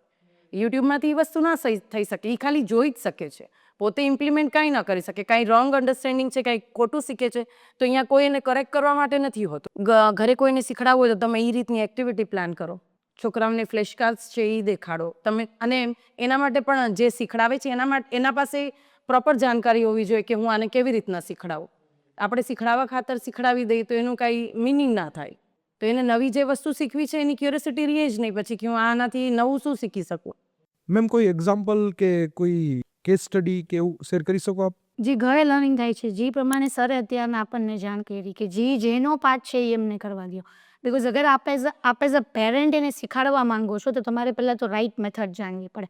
ધારો કે પ્રી સ્કૂલમાં અલગ અલગ ટાઈપની મેથડ જોઈએ છે કે ફોર એક્ઝામ્પલ સરે કીધું કે મારે કોઈ બાળકને લેટર કે નંબર શીખવાડવો છે તો ઇટ ઇઝ નોટ નેસેસરી કે હું એને ખાલી રાઇટિંગ પોર્શન આપું. રાઈટ, આપણે મલ્ટિપલ વસ્તુઓ છે કે જેનાથી બાળક એલ્ફાબેટ શીખે છે, જેનાથી બાળક નંબર શીખે છે, જેનાથી બાળક રોજનું એ લોકોનું સોશિયલ નોલેજ ગેઇન કરે છે. રાઈટ, તો હવે એના પણ અલગ અલગ સ્ટેપ્સ હોય છે. સર મારે ખાલી લખીને નથી શીખવાડવાનું, મારે મારા બાળકને સમજાવવાનું છે કે બેટા 1 એટલે શું, 10 એટલે શું. જે ખાલી લખીને કે ખાલી વિડીયો જોવાથી ને નથી થતું. એટલે લર્નિંગ જે છે એ 2 વે, જેમ મેં કીધું એમ છે કે 1 વે એ ના હોવું જોઈએ. હું બોલું છું, હું કહું છું, શીખવાડું છું, પણ બાળક ઇમ્પ્લિમેન્ટ ક્યાં કરી શકે છે? જેમ સરે જાણ કરી કે ભાઈ આપણે ભણીએ છીએ શું કરવા, આપણે ભણીએ છીએ બિકોઝ આપણે એ વસ્તુ ક્યાંય ને ક્યાંય ઇમ્પ્લિમેન્ટ કરવાની છે આપણી લાઈફમાં. બરાબર છે, અદરવાઇઝ ભણવાનો કોઈ જ મતલબ નથી. તો ફોર એક્ઝામ્પલ અગર પેરેન્ટ્સ શીખવાડીએ પણ છે એ ઘરમાં તો પહેલાં એ રાઇટ વે પોતે શીખે. બરાબર, આપણે કોઈ પણ વસ્તુ શીખીએ ને સર એમાં આપણી જે સેન્સરી ઓર્ગન્સ છે ને બહુ ઇમ્પોર્ટન્ટ પાર્ટ પ્લે કરે છે આપણા માટે. મારે મારા બાળકને 1 શીખવાડવું છે ને તો હું એને 1 ખાલી રાઇટિંગથી નહીં શીખવાડું. મારી પાસે એવા મલ્ટિપલ વેઝ હોવા જોઈએ કે જેનાથી મારું બાળક 1 શીખી શકે. હું એને ઘરમાં અગર શીખવાડું છું તો એને લોડ પર ટ્રેસિંગ કરતાં શીખવાડું, હું એને લોડ જે બાંધેલો છે એનાથી ને 1નું ફોર્મેશન શીખવાડું. રાઈટ, ઘણી બધી વસ્તુઓ આપણા ઘરમાં અવેલેબલ હોય છે. રાઈટ, કે જે 1 જ ક્વોન્ટિટીમાં છે તો એ 1 વસ્તુ લઈને હું એને શીખવાડું. તો આ એક ડિફરન્ટ સ્ટેજીસ હોય છે સર કે જેના પછી એ રાઇટિંગ પોર્શનમાં આવે છે. જ્યારે કે ઘરમાં આપણે શું કરીએ છીએ, આઈધર જેમ તમે પૂછ્યું એમ વિડીયોઝથી ને એક્સપોઝ થાય છે, જે ઓનલી અગેન મેં કીધું એ 1 વે જ છે કે એ બોલે છે ને હું સાંભળું છું, તો એ જે પણ કહે છે એ મારે શીખવાનું છે. જે આપણા ટાઈમમાં પણ સર આપણે શીખેલું છે, આપણે જોયેલું છે કે મારા ટીચરે મને જે કીધેલું છે એ જ મારા માટે રાઈટ છે. રેક્ટિફિકેશન ઇન અ વે કે ભાઈ 1 એટલે આ જ થાય, સન એટલે 1 સન જ છે, 1 મૂન જ છે. આપણને બધાને ખબર છે કે 1 સન છે ને 1 મૂન છે. એના સિવાય પણ મલ્ટિપલ વસ્તુઓ હોઈ શકે જે 1ની કન્સિડરેશનમાં આવી શકે.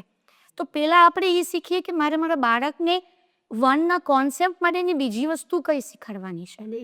ખાલી રાઈટ ફિક્સ માઇન્ડસેટ ના થઈ જાય એનું.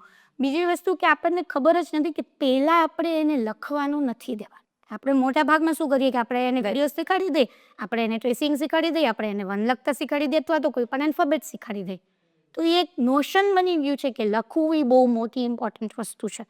અમે જેટલું પણ શીખવું છે, સમજ્યું છે અમારી ટ્રેનિંગમાં, આટલા વર્ષના એક્સપિરિયન્સમાં સૌથી વધારે મોટી વસ્તુ જે છે સર, કે બાળક પહેલાં એ વસ્તુને એક્સપિરિયન્સ કરે. કોઈ પણ આજે સારી પ્રી સ્કૂલમાં અગર તમે જાઓ ને તમે એના ક્લાસમાં જઈને જોશો ને તો તમને ખ્યાલ આવી જશે કે બાળક ખાલી લખે જ છે, એ બાળક મલ્ટિપલ વસ્તુઓ જોવે છે, શીખે છે, યુઝ કરે છે કે નહીં. મારા ક્લાસમાં કદાચ 10 વસ્તુઓ પડી હશે સર, પણ અગર મારું બાળક એને કેવી રીતના યુઝ કરવું એ નથી શીખેલું, કેવી રીતના યુઝ ક્યાં ક્યારે કરવું એ નથી શીખેલું, પ્લસ એ યુઝ જ નથી કરતો, તો પછી એ કોઈ વસ્તુ કામની નથી મારા માટે. તો એવી ઘણી બધી વસ્તુઓ હોય છે સર કે જેના પ્રોપર વેઝ, પ્રોપર લેવલ્સ હોય છે કે જેના પછી રાઇટિંગ લાસ્ટમાં આવે. આપણે એ જ વસ્તુ અમે લોકોએ શીખેલી છે અમારા ટ્રેનિંગમાં સર, કે writing is not the ultimate thing. Writing એ બાળકના પ્રી સ્કૂલ, સ્પેશિયલી પ્રી સ્કૂલના બાળકમાં રાઇટિંગ જે છે એ સૌથી લાસ્ટ લેવલ ઉપર આવવું જોઈએ. અને અમે જે વસ્તુ શીખેલી છે એના ઉપરથી હું તમને એ કહી શકું કે અગર તમે એને એક્સપેરિમેન્ટલ બેઝ લર્નિંગ આપેલું છે કે વન એટલે મલ્ટિપલ રીતે વન થઈ શકે, મલ્ટિપલ ચીજોથી વન થઈ શકે, મલ્ટિપલ વસ્તુઓ જોઈને આપણે વનને કન્સિડર કરી શકીએ, તો જ્યારે તમે એને રાઇટિંગ આપશો ને સર, તમારે એને ઓબ્ઝર્વ નહીં કરવા પડે, તમારે એને મોનિટર નહીં કરવા પડે, અથવા તમારે એને વારે ઘડીએ ટોક નહીં કરવું પડે કે બેટા this is one. Because for example હું તમને એક વસ્તુ આપું જે અમે યુઝ કરીએ છીએ અમારા ડેઇલી લાઈફમાં, કાચ કાગળ જે છે, કાચ કાગળનું ટ્રેસિંગ, બરાબર. આપણા ઘરમાં આપણી પાસે સૂજી હોય છે, રવો હોય છે, એનું ટ્રેસિંગ. તો એમાં મારું સેન્સરી ઓર્ગન્સ જે છે ને સર, આ બધી વસ્તુને સ્ટેપ બાય સ્ટેપ હોય. સેન્સરી ઓર્ગન્સ બહુ ઇમ્પોર્ટન્ટ પાર્ટ પ્લે કરે છે જ્યારે તમે તમારા બાળકને કોઈ પણ વસ્તુ શીખવાડો છો. મેં કાચ કાગળથી જ્યારે ટ્રેસિંગ કર્યું ને સર, ત્યારે મારા મગજની અંદર એક ઇમેજ બની ગઈ કે વન મારે આમ લખવાનું છે. So you don't have to pressurise a child કે વન આમ લખ, વન આમ લખ. નો, એને ઓલરેડી એના બેક ઓફ ધી માઇન્ડ, એને જ્યારે એ વસ્તુને ફીલ કરેલી છે ને સર, ત્યારે એને ઓલરેડી એના બેક ઓફ ધ માઇન્ડ ખબર છે કે વન એટલે આમ લખવાનું, એ એટલે મારે આમ લખવાનું. એ બંધ રાખી પણ લખી લે સર.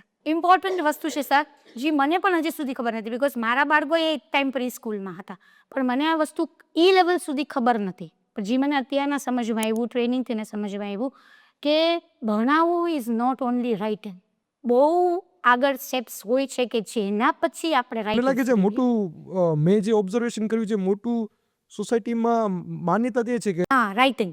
જ્યારે ઘરે લખાવાનું ચાલુ કરે છે, ડાયરેક્ટ લખાવાનું ચાલુ કરી દે છે, ત્યારે એ લોકોની આ ફિંગર ટીપ કે એ લોકો ફાઇન મોટર સ્કિલ ડેવલપ નથી કરતા. તો ડાયરેક્ટ જ્યારે તમે કિડ્સને લખાવાનું ચાલુ કરો તો તમારા જે આ બોન્સ છે ને, એ ટીપ છે, એ તમને પેઇન આગળ જઈને એ પેઇન કરે કિડ્સને. ડાયરેક્ટ જ્યારે તમે એને પેન્સિલ આપી દો તો હા એ થાય, કેમ કે એ લોકો એ ડેવલપ જ નથી થઈને તમે એને ડાયરેક્ટ હાથમાં પેન્સિલ આપી દીધી છે. એટલે જ અમે જ્યારે પ્રી સ્કૂલમાં એ લોકોની ઇનિશિયલ સ્ટેજમાં ક્લે ડો આપતા હોય, એ લોકોને ટ્રેસિંગ આપતા હોય, ધ રીઝન બિહાઇન્ડ કે ક્રેયોન યુઝ કરવાનો કહેતા હોય કે ત્યાં સુધીમાં એ લોકોની ફિંગર ટીપ ડેવલપ થઈ જાય, તો એ લોકોને જ્યારે રાઇટિંગ કરવાનો ટાઈમ આવે ત્યારે એ લોકોને પેઇન ફીલ ના થાય. આમાં જો કદાચ હું એડ કરી શકું કે ઘરે સિમ્પલ ટિપ્સ જો કોઈ પેરેન્ટ્સને હેલ્પફુલ થઈ શકે કે તમારે ઘરે કેવી રીતે શીખવાડવું છે.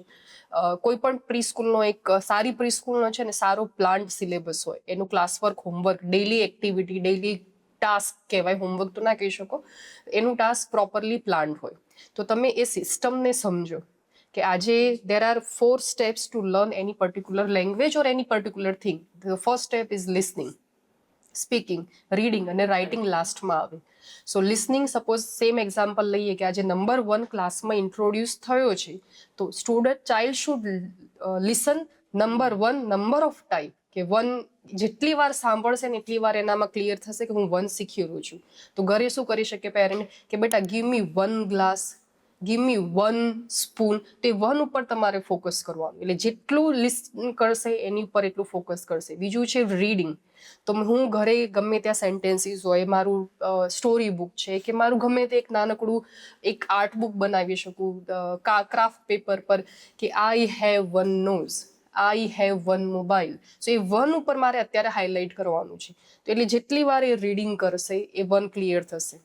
એટલે લિસનિંગ અને એ જ સ્પીકિંગ, પછી એ રીડિંગ અને લાસ્ટમાં રાઇટિંગ આવશે. રાઇટિંગ પોર્શન મોસ્ટલી સ્કૂલમાં થઈ જાય, એટલે ઘરે પેરેન્ટ્સને બહુ માથાકૂટ કરવાની જરૂર નથી. છતાંય તમને એવું લાગતું કે પ્રોપર ફોર્મેશન નથી, લાઈન નથી, એ ધીમે ધીમે શીખશે. બીજું છે કે તમે જ્યારે કોઈ પણ વસ્તુ ઘરે ટાઈમ આપવાની છે તો એનું કોઈ રેસ ના કરે કે ભાઈ આલ્ફાબેટ એ પૂરો થઈ ગયો અને બી ચાલુ થઈ ગયો તે પહેલા એ આવડી જ જવું જોઈએ. So you give some time. અને એ મિસ્ટેક કરશે, એ ફેલિયર કરશે. નાઉ ચાઇલ્ડનો પણ એટલો જ મોટો ઈગો હોય છે કે ભાઈ મને કેમ નથી આવડતું. તો એ ઈગો સેટિસ્ફેક્ટ કરવા માટે એઝ અ પેરેન્ટ તમે ઘરે શું કરી શકો કે ભાઈ હું આજે રાઇટી છું તો આઈ start writing with the left hand. તો કારણ કે લેફ્ટ હેન્ડની ગ્રીપ છે જ નહીં તો હું એને બતાવીશ કે જો મને તકલીફ પડે છે એટલે you are not the only one who is failing. હું પણ ફેલ થઉં છું. હું જાણી જોઈને ખોટી રોટલી બનાવીશ, બાળી દઈશ તો હું સોરો ફીલ કરીશ, પણ પછી સામેથી ટ્રાય કરીશ, પણ એ કમ્યુનિકેશન ક્લિયરલી કરીશ કે બેટા હું એ ફેલ થઈ, હવે હું પાછી શીખી રહી છું. It is okay to be fail. હા, એ પેરેન્ટ્સ તરફથી બાળકને સમજાવવું જરૂરી છે by failing yourself. Lecture નહીં. પછી આપણી ફેલ પછી જ્યારે કોઈ આપણી મિસ્ટેક કાઢે ને સામે આપણે તલવાર લઈને ઊભા રહી જઈએ કે મારી મિસ્ટેક થાય જ નહીં તો એ બાળકે શીખવાનું છે કે મમ્મા તો કંઈક બોલે છે પણ ડેડી કંઈક મિસ્ટેક કાઢે છે તો મમ્મા કે ની કે જતી રહે છે. તો એ વસ્તુને પણ આપણે કંટ્રોલ કરવું પડે. સર, નેશનલ એજ્યુકેશન પોલિસી છે એ પણ અત્યારે એ કહી રહી છે કે એક્સપિરિયન્શિયલ લર્નિંગ પર વધારે વાત કરી રહી છે. રોટ લર્નિંગ કે જે એના પર નહીં. તો એક્ઝેક્ટલી એ સર શું છે અને એ પ્રી સ્કૂલ કઈ રીતે અપ્લાય કરે? સર, નેશનલ એજ્યુકેશન પોલિસી એ બહુ મોટો શિફ્ટ લાવ્યો આપણા કન્ટ્રીની એજ્યુકેશનલ થોટમાં. કે અત્યાર સુધી આપણું થોટ શું હતું કે ભાઈ ટોપિક ટીચ થયો અને એને ટેક્સ્ટ બુકમાંથી ભણાવ્યો, વર્કશીટ કરાવી, ક્વેશ્ચન આન્સર કરાવે અને એક્ઝામ લેવાઈ ગઈ અને એક્ઝામમાં ચાઇલ્ડ સારા ગ્રેડ લાવ્યું એટલે પાસ થયું. હવે એ ફોકસ હવે શિફ્ટ થયું કે ભાઈ ટોપિક ટીચ કરવાની મેથડ પર ચેન્જ કરો. એ ખાલી તમારે લખવા માટે નથી કરવાનો, એ ખાલી એક્ઝામમાં પ્રોડક્શન માટે, એક્ઝામમાં આન્સર રિપ્રોડ્યુસ કરવા માટે નથી લખવાનો. તમારે એ ટોપિકને સમજવાનો છે. એટલા માટે સમજવાનો છે, જેમ આપણે આગળ વાત થઈ કે ભાઈ લર્નિંગનું ફંડામેન્ટલ રીઝન છે નોલેજ ગેઇન કરવું. તો એ બસ નોલેજ ગેઇનની વાત કરે છે અને એટલા માટે એમને ફ્રીડમ આપી કે ભાઈ તમે નોલેજ ગેઇન કરો. નોલેજ ગેઇન કરવા માટે ટોપિક ભણો. એક ટોપિક અલગ અલગ મેથડથી ભણો કે એક જ આલ્ફાબેટ એ છે, નંબર 1 છે. પ્રી સ્કૂલની વાત કરીએ તો ફંડામેન્ટલ વાત કરીએ કે કોઈ નાનો 3 લેટરનો સ્પેલિંગ છે તો પહેલાં સમજો કે આલ્ફાબેટનું પ્રોનાઉન્સિએશન કેવી રીતના થશે, આ જ 3 લેટર શું કામ આવ્યા, એનું સાઉન્ડ કેવી રીતના પ્રોડ્યુસ થશે અને પછી તમે એને લખો. જો તમે આ સમજેલા છો તો તમારા માટે લખવું ડિફિકલ્ટ નથી. કોઈ પણ માણસ એ બોલે છે તો એને ખબર પડી જાય છે કે એમાં આ જ સ્પેલિંગ આવશે. It's like BAT bat, right, or BOT bot. તો ઘણા બધા માણસોને બેટ બોલે તો બાળકો બોટ લખે, બોટ બોલે તો બાળકો બેટ લખે, હોલ લખે HALL ને HOLL, એનો ડિફરન્સ બાળકોને ખબર ના પડે, અથવા HALL ને HOLE એનો ડિફરન્સ બાળકોને ખબર ના પડે કારણ કે એને અરેન્જમેન્ટ નથી ખબર, એને પ્રોનાઉન્સિએશન નથી ખબર. તો ફંડામેન્ટલ ક્લિયર નથી એટલે જ્યારે કોઈ બોલે છે ત્યારે રિપ્રોડક્શનમાં લખવામાં તકલીફ પડે છે. NEPએ આ ચેન્જ કર્યું કે અગેન તમે ફંડામેન્ટલ ક્લિયર કરો, એક્સપિરિયન્શિયલ લર્નિંગ કરો, દરેક વસ્તુનું ફંડામેન્ટલ સમજો કે આ વસ્તુ અહીંયા કેમ છે, આમ જ કેમ થઈ. સેન્સીસથી સમજો, નંબર ઓફ એક્ટિવિટીઝ કરીને સમજો, વિડીયોથી સમજો, ઓડિયોથી સમજો, બહાર જઈને સમજો અને પછી સ્ટડીઝથી નોટબુકમાં લખીને સમજો. તો જો આ રીતના આ વસ્તુ કન્ટિન્યુ રહે દરેક ક્લાસમાં, પ્રી સ્કૂલથી લઈને ઇવન હાયર ક્લાસીસ સુધી, તો એ ફંડામેન્ટલ એનું સ્ટ્રેન્થન કરે છે. એટલા માટે NEP આ વસ્તુ કહે છે ટોપિક ભણવા પાછળનું કારણ સમજો, એ કેમ આવ્યું, શાના માટે આવ્યું, એને ક્યાં યુઝ થશે એ સમજો, એની એપ્લિકેશન સમજો અને પછી એને લખો, જેનાથી એ લખવું તમારા માટે એકદમ સિમ્પલ બની જશે. તમારું આગળની સક્સેસ એકદમ સિમ્પલ સર, બની મને એવું જશે. લાગે છે ગવર્મેન્ટની આ ઇમ્પોર્ટન્ટ પોલિસી જેના પર આપણે ઘણી વારથી ડિસ્કસ કરી રહ્યા છીએ એ પેરેન્ટ્સ સુધી પહોંચવી જોઈએ. મને એવું લાગે છે કે ક્યાંક પેરેન્ટ્સને પોતે જે રીતે એડ્યુકેટ થયા હતા એ જ એમના માઇન્ડમાં છે, જેના લીધે હવે એન્વાયરમેન્ટ ચેન્જ થઈ ગયું છે, બાળકોનું જે બિહેવિયર છે એ ચેન્જ થઈ ગયું છે અને ઘણું બધું એડવાન્સ મેથડ ઓલરેડી જે છે જે હાર્મફુલ હતા હવે એ મેથડ ચેન્જ થઈ ગયા છે તો એનાથી અવેર નથી એમ. તો ધીસ ઇઝ સમથિંગ કે પેરેન્ટ્સ સુધી એ પોલિસી પહોંચવી જોઈએ. અને હું એક રિસન્ટ એક્ઝામ્પલ આપું, મારા બેન બનેવી UK શિફ્ટ થયા તો શરૂઆતમાં ત્યાં એમને બંને સ્કોલર હતા ઇન્ડિયન મેથડમાં અને બહુ સારું કરી રહ્યા છે બંનેના કરિયરમાં. તો એમના બાળકને એમને ચિંતા થતી કે અહીંયાનું તો એકદમ સ્લો સ્ટડી છે. તમે બામ્બુ ટ્રીની વાત કરી હતી, પછી આફ્ટર 1 યર એ બહુ ઇન્ટેલિજન્ટ ક્વેશ્ચન પૂછવા લાગ્યું બાળક. તો ત્યારે એમને રિયલાઇઝ થયું કે આ સ્લો લાગતું હતું પણ સ્લો છે નહીં, આ પાવરફુલ મેથડ છે. એટલે ભુજના અર્થક્વેકનું એને ખબર છે બહુ નાના બાળકને, તો એ કે હા અમારું સ્ટડીમાં છે એમ. તો દે સરપ્રાઇઝ, અને પછી એમને ધીરે ધીરે લે. પહેલાં તમને એમ થયું કે આ બગડ્યું અહીંયા. તો this is something I want to say.